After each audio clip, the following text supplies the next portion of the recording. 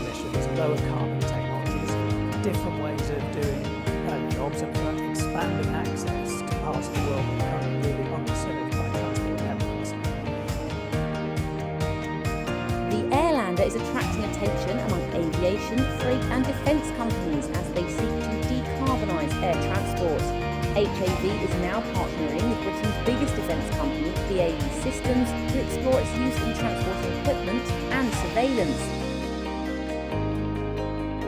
with hopes to bring it into commercial production in 2026. Tom Grundy is HAV's CEO. Of course, on a normal aeroplane, the wind generates all of the lift, so they'll be pushing it forward with motors. With Airlander, the rest of the lift comes from buoyancy. It comes from filling that lift with helium.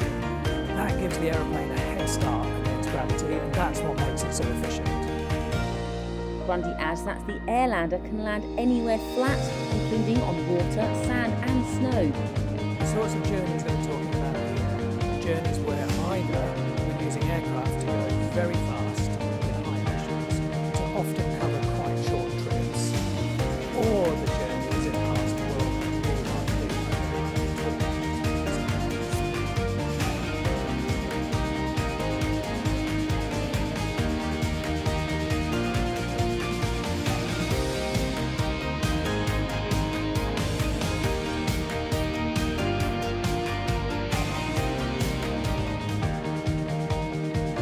Spanish airline Air Nostrum has already reserved 20 Airlanders ahead of production starting.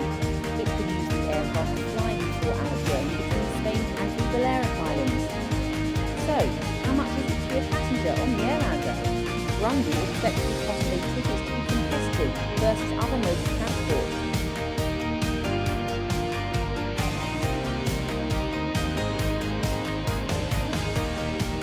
In the Hindenburg disaster of 1937, a hydrogen airship caught fire, killing 36 people.